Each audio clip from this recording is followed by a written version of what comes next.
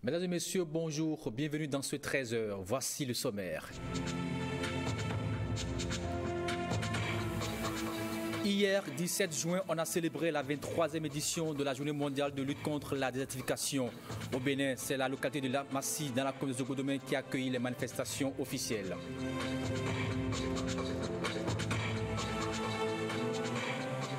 Nous sommes en pleine saison pluvieuse et à Cotonou, beaucoup de quartiers sont gorgés d'eau. Même les centres d'examen ne sont pas épargnés. Une situation qui a amené le ministre de l'Intérieur à descendre sur le terrain. Le point dans ce 13h.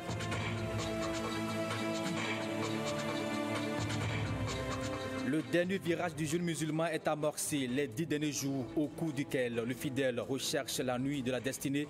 Quelle est son importance? La réponse dans une vingtaine de minutes.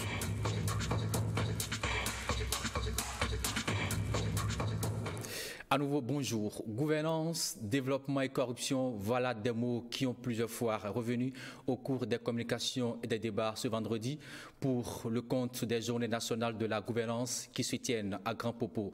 Des échanges très enrichissants, instances de vérité, d'explication et de recherche, d'outils pour freiner la corruption au Bénin. Cyprien Lokossou et Vax Zomaou. Elias, président du FONAC. La corruption et l'impunité plombent le développement du Bénin. C'est une phrase forte prononcée par le président du FONAC devant 5 ministres du gouvernement et le parterre des personnalités venues à ce forum. La corruption y continue une réelle menace pour la gouvernance démocratique dans la mesure où elle sape son développement. Ceci s'est traduit par les résultats de l'indice de perception de la corruption de Transparency International de 2015-2016 qui montre que le Bénin est resté en dessous de la moyenne requise pour ces 2 années. Il a réuni 37 points sur 100 en 2015 et 36 points sur 100 en 2016. La corruption est devenue un mal toxique, dira le professeur Bako Arifari. Au cours de sa communication, il a explicitement montré toutes les implications de ce mal. Monsieur le ministre d'État, vous avez publié en 2000 un ouvrage sur la corruption au Bénin. Vous venez de quitter vos fonctions de ministre des Finances et donc vous avez fait une description patente. De 2000 à aujourd'hui, je peux vous assurer que les tendances lourdes sont les mêmes et n'ont pas varié fondamentalement. Le gouvernement est bien conscient des dégâts de la corruption au Bénin. L'une des solutions, c'est les réformes qui vont constituer des outils pour punir les fraudeurs. La lutte contre la malgouvernance en général et la corruption en particulier ne saurait être du seul ressort du pouvoir exécutif. C'est une lutte de toute la société. Mais dans un contexte où l'action collective est en péril, il est tout à fait légitime que l'on tourne son regard vers le décideur public principal, le responsable de la réalisation du bien-être collectif, afin qu'il crée les incitations nécessaires qui gouvernent le comportement des citoyens vers ce qui est bon, ce qui est bien. Et nous sommes engagés dans cette voie. Le gouvernement est engagé dans cette voie. Ceci peut rassurer que les recommandations de ce forum seront rigoureusement mises en application. Notre terre, notre maison, notre avenir, c'est le thème de la 23e journée mondiale de lutte contre la désertification et la sécheresse, célébrée tous les 17 juin. Ce jeudi, Bercy, les responsables du ministère du cadre de vie ont donné une conférence de presse pour présenter la situation du Bénin. Suivez ici le compte rendu. 29% à 33% des terres au Bénin se trouvent dans un état respectivement de forte et moyenne dégradation. Les sols sont fortement dégradés au nord du Bénin, 84% des terres dans l'extrême nord et 40% dans le nord. Plus du tiers de la superficie du territoire national sont devenus improductifs, déclarait le premier responsable du Fonds national pour l'environnement et le climat, et les conséquences sont innombrables. Nous avons dans un premier temps l'insécurité alimentaire, nous avons la pauvreté, la réduction de la disponibilité de l'eau, l'accroissement de la vulnérabilité au changement climatique. Plus grave, ces terres sont touchées par la sécheresse ou la désertification. Le Bénin fait face aussi au phénomène et ne reste pas les bras croisés. Ainsi, pour la 23e édition de la Journée mondiale de lutte contre la désertification, la localité de Massi, dans la commune de Zogodomé, qui abritera les manifestations officielles, un site choisi à dessein. Il y a un flux migratoire important en direction de cette commune-là, dû à la fertilité de son sol. La dégradation des terres, malgré l'hydrographie et la pédologie favorable de ce milieu-là, et on constate toujours qu'il y a des difficultés parce qu'on n'arrive pas à gérer au niveau de Massi les flux migratoires. À l'image de Massi, objet de convoitise et de protection, il faut donc repenser l'utilisation des terres pour qu'elles jouent leur rôle de substrat nourricier pour nous et les générations futures. En cette période pluvieuse, des centres d'examen sont inondés à Cotonou. La situation préoccupe les autorités au plus haut niveau. Le ministre de l'Intérieur et de la Sécurité publique, Saka Lafia, est descendu sur le terrain. Il est allé dans le premier arrondissement de Cotonou, du collège d'enseignement général de Surulere à l'école primaire publique d'Avatrou, en passant par le complexe scolaire de Yagbe. Le constat est le même. On fait le point avec Ghislain Poguet, Iliad Bokovo et Monique Toron. Collège d'enseignement général de Surulere. Flaque d'eau. Terrain de sport entièrement inondé. Des hommes du groupement national des sapeurs-pompiers à l'œuvre. Situation plus dramatique au complexe scolaire de Yagbe. Une cour de récréation sous l'eau. Un véritable marécage en face des salles de classe. Situation difficile pour le ministre de l'Intérieur et de la Sécurité publique, président de la plateforme de prévention des risques et catastrophes. Très difficile à exprimer. Il y a des endroits, grâce au travail des sapeurs-pompiers et de l'ANPC, des centres d'examen dont on aura besoin lundi prochain sont accessibles. Mais on se pose des questions pour l'examen du 26. Mais les techniciens sont instruits pour faire le minimum qu'il faut pour permettre aux enfants le 26 prochain d'avoir accès aux salles d'examen. Une situation habituelle, selon l'élu numéro 1 de l'arrondissement. C'est ce dans quoi je vis tous les jours. C'est bon que vous soyez venus et que vous ayez vu. J'attends la réaction des autorités qui ont vu et qui pourront m'aider. Ce que ma population attend, c'est que la cour soit remblayée. Appel entendu. Le plus touchant qu'on doit chercher à régler urgemment, c'est à l'école d'Avatrou. Je vais demander à l'ANPC de leur trouver une demi-douzaine de voyages de sable pour permettre aux enfants de composer le 6. Des mesures dans l'urgence, difficiles à mettre en œuvre. La cause, des phénomènes météorologiques non pris en compte par les autorités municipales. Avis du ministre de l'Intérieur et de la Sécurité publique. On me dit par exemple, là où nous sommes ici, c'est parce que les carnivores ne sont pas curés que le pompage est difficile.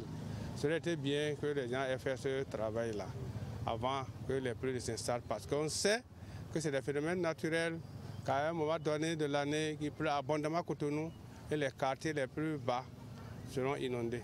Autrement dit, gouverner, c'est prévoir. L'assainissement de la ville de Cotonou prend une nouvelle tournure. Des opérations d'enlèvement des ordures et des déchets ont été initiées par le préfet du littoral sous la supervision bien sûr du ministre du Cadre de vie et du Développement durable. Pour constater l'effectivité des opérations, Modesto Boulard et José Didier Donato ont effectué une descente dans les rues de Cotonou. Le constat avec Ulves Banougou, Alexis Quenom. Le cortège s'ébranle. À bord, le préfet du littoral et le ministre du Cadre de vie et du Développement durable.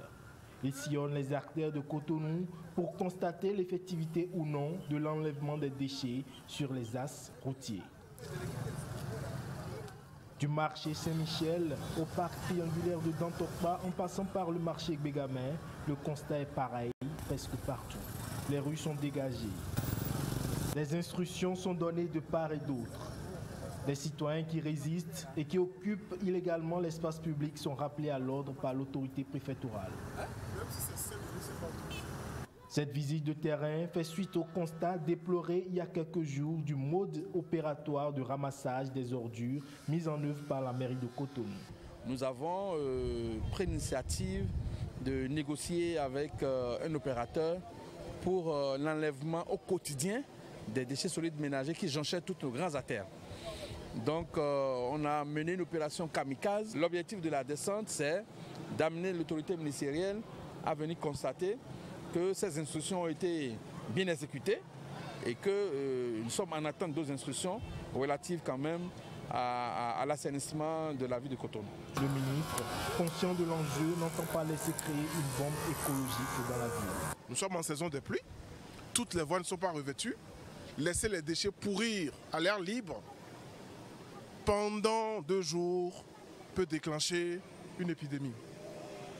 L'État ne peut pas croiser les bras. Quel que soit ce qui va se passer, l'État ne peut pas croiser les bras. Nous avons pris les dispositions pour assainir. Cette énième descente sonne donc le plat de l'insalubrité dans la ville de Cotonou. Une opération kamikaze. Le Bénin s'aligne sur les normes internationales en matière de contrôle technique automobile. Un dispositif moderne vient renforcer la main-d'œuvre du Centre national de sécurité routière. L'objectif est d'améliorer les services et sécuriser bien sûr les recettes du centre. Cécile Roundé et Alexis Sebemon pour plus de détails. 3 réformes prennent corps dans les locaux du Centre national de sécurité routière. Il s'agit de l'introduction des macarons sécurisés, l'informatisation effective de toutes les caisses et la mise en service du SMS rappel sensibilisation. Tout ceci pour favoriser les opérations de visite technique dans de meilleures conditions. Le macaron sécurisé du CNSR est un dispositif visuel adhésif à double facteur de sécurité qui sera apposé sur le pare-brise des seuls véhicules ayant passé la visite technique avec succès. L'informatisation des caisses vise à sécuriser les recettes. Le SMS rappel permet donc de rappeler à l'usager client l'échéance de la visite technique et de partager les messages de sensibilisation. Fini donc l'ancien système de vérification d'authenticité des visites techniques. Les contrôles s'effectueront désormais à partir d'un simple téléphone Android mis à la disposition des forces de sécurité et des agents du CNSR. Des réformes innovantes qui vont aussi réduire les probables cas de détournement de fonds constatés par le passé. Nous avions compris que de 25 000 que les gens percevaient, très peu rentraient dans la maison. 11 500 rentraient dans la maison. De 25 000, ceux qui jouaient le premier rôle d'intermédiaire et qui occasionnaient les visites techniques à distance, sur chaque véhicule, s'il vous plaît, ils grugeaient 8 500. À cette occasion, 250 kits de constat d'accident ont été remis à la police et à la gendarmerie. Ces forces de l'ordre et de sécurité qui appuient le CNSR dans sa mission régalienne. Au Bénin, la situation de la protection des enfants, dont le mariage forcé des enfants demeure une préoccupation nationale. Ceci malgré les efforts des différents acteurs pour améliorer et renforcer le système de protection de l'enfant. C'est donc pour dire définitivement non à ces phénomènes que la campagne Tolérance Zéro au mariage des enfants a été initiée. Le lancement officiel a eu lieu ce vendredi 16 juin au Palais des Congrès, Précieuse Akwaronou, Bertonil Lokoso. Briser la culture du silence, lancer un dialogue social sur la banalisation des violences et abus sexuels infligés aux enfants, c'est entre autres le but visé par cette campagne. Elle est dénommée Tolérance Zéro au mariage des enfants. Le mariage des enfants est un phénomène qui est au cœur de la problématique des violences faites aux enfants. Notre pays, le Bénin, a affiché depuis 2014 sa ferme volonté d'œuvrer pour réduire, voire éliminer progressivement le mariage de ces âmes innocentes. Le phénomène du mariage forcé touche 37% d'enfants en Afrique. Au Bénin, le tableau n'est pas reluisant malgré les efforts consentis pour enrayer le phénomène. Je ressens la honte car dans ce beau pays, le Bénin, 3 filles sur 10 sont mariées avant 18 ans. Quand cette petite fille est donnée en mariage, son corps immature est assujetti au vol, l'exposant ainsi aux maladies dont le VIH-Sida.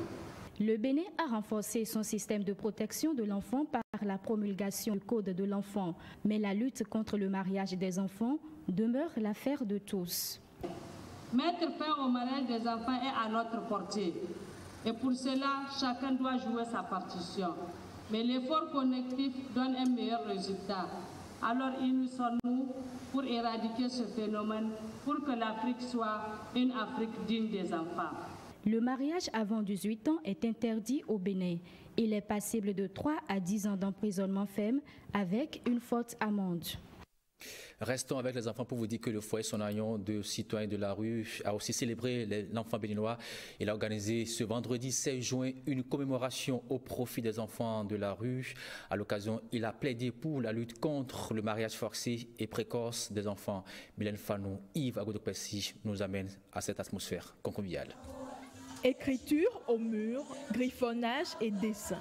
Tout reflète ici l'environnement convivial des Boutchou. Nous sommes au foyer Sonayon où enfants, adolescents et parents célèbrent ce jour consacré à l'enfant. Nous les enfants de CDAB sommes très contents de vous voir si nombreux à cette fête. Vous nous aimez vraiment. Vos multiples gestes d'amitié, de fraternité et de considération se remarquent bien dans nos repas quotidiens. Depuis la maison, depuis la famille, il faut jouer avec les enfants, il faut leur donner un temps. Il faut qu'on se réunisse et qu'on réfléchisse davantage pour informer, surtout éveiller la conscience des enfants. Et les filles sont vulnérables. Quand on parle de vulnérabilité, moi je vois les filles.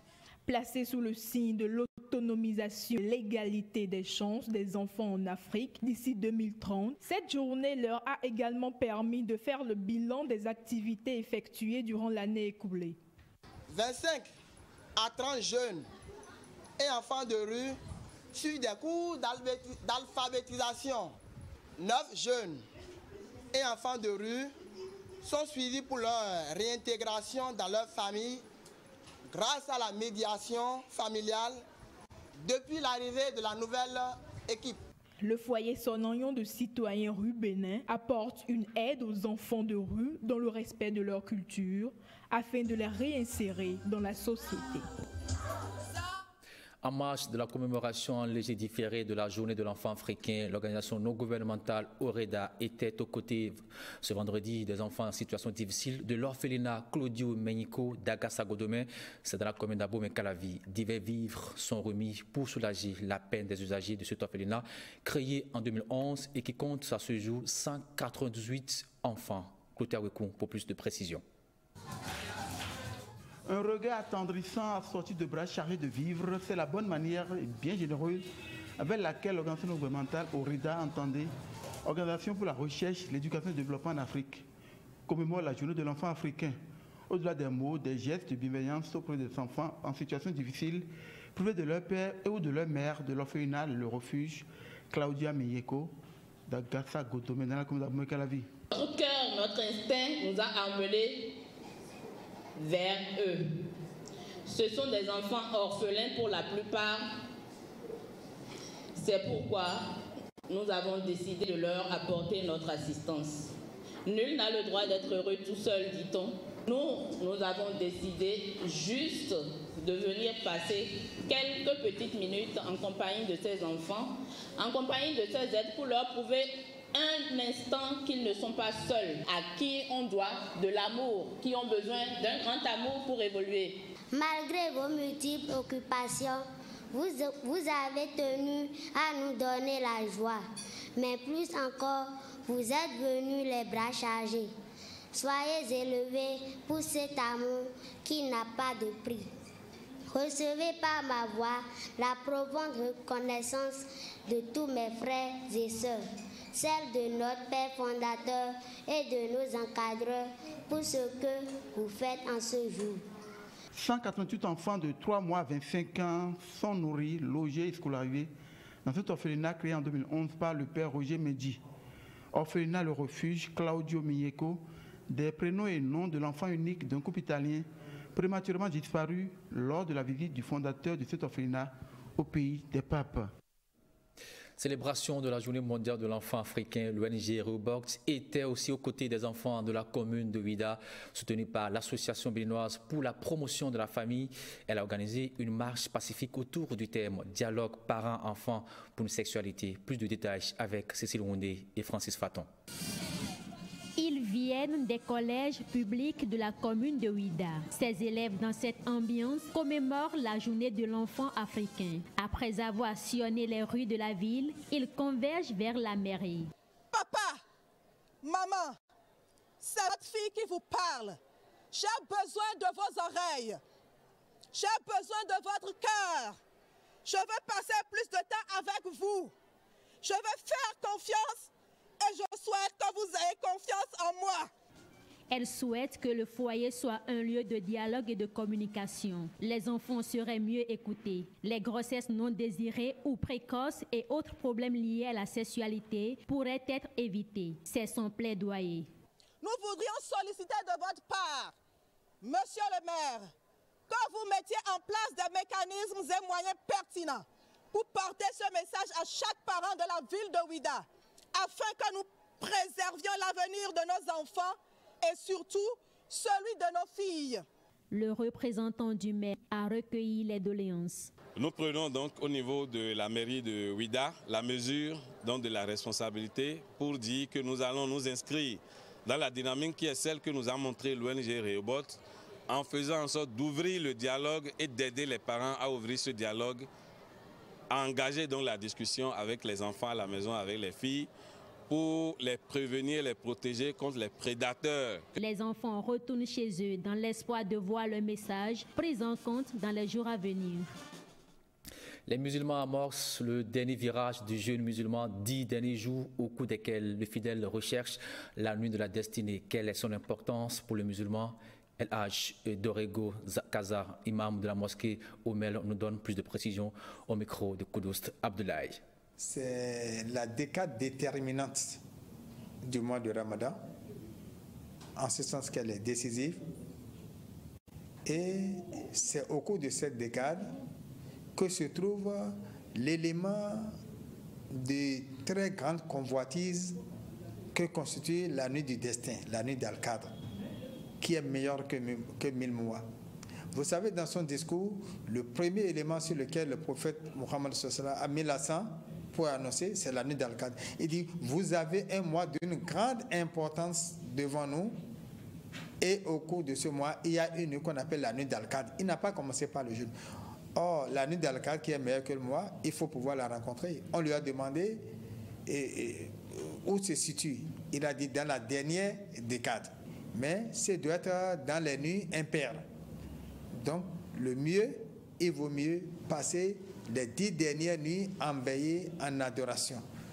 Et comme conduite à tenir, le prophète Mohammed sallallahu alayhi wa sallam, à la dernière décade, réveillait tous les membres de sa famille en âge de prier pour ne pas rater les mérites de cette nuit-là. Parce qu'il a été dit, celui qui aura raté cette nuit aura été vraiment du nombre des malheureux. Et la conduite à tenir, attendez, dès que le carême devient 20, la nuit, regardez un peu, la nuit crue du monde, de gens qui vont en direction des mosquées pour pouvoir aller prier. Et là, on a l'avantage de la prière en groupe. Là également, on a l'avantage d'écouter et de suivre la lecture du Coran. Là, on a l'avantage du zikr. On a l'avantage de suivre les prêches. Et on a toutes les chances de ne pas dormir et ne pas rater cette nuit d'Al-Qadr. Ce sera tout bien sûr pour ces 13h. Merci de l'avoir suivi. Bonne fête à tous les papas, même ceux en devenir. Et beaucoup de courage à nos candidats au baccalauréat. À la prochaine.